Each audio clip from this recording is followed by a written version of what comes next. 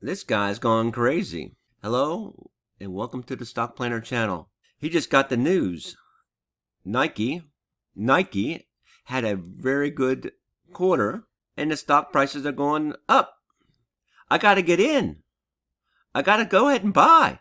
Trading View free. Look at this thing soar. My goodness. The day before it was trading at 133, 134. Now it's 154. Oh my God, I missed it. Missed that move. What am I going to do? Do I get in now? Nike is as high as it's ever been. All-time highs. Did I get in? I missed it. How comes I always miss these stocks? Nike earnings and sales beat estimates. Record revenue in North America. The inflation crisis is over. According to the news on Friday, sneaker sales are up. All's good. But Stock Planner, how are you going to play it? Looking back on history, this is a gap up on earnings, and that's a $20 gap up in price, all-time high. Is it going to go this far up?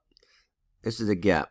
What happened in the past history, when Nike has gapped up or down? Let's take a look back. Here's a gap down. There's another gap down.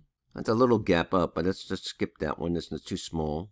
Let's look at these two gap downs. Gap down, that's where it was trading at.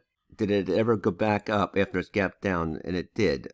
Stochastic gave a single here, and RSI gave a single here, and you would have been late if you waited for those singles. But it filled the gap. You wouldn't know to buy here because the zigzag, it's not an indicator. It's a visual thing. Here's a gap down. Did it fill that gap? Yes, it did. So if you got in, know to get in down in here somewhere, and you would have, here's a signal. Those signals would have gave you an indication to buy. You would have bought down here, and you would have had a profit. There's two there. Let's go back a little further and see if there's anything more. Gap down here. Did it fill? Yes. Gap up here. Did it fill? Yes. This is in September.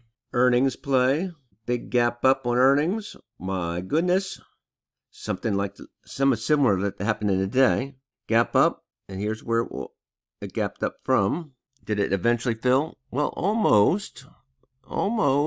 But if you had taken an entry here and shorted it, when you got this single, or this single, that's a pretty good profit. So if you see this long distance gap, a lot of people fade the gap.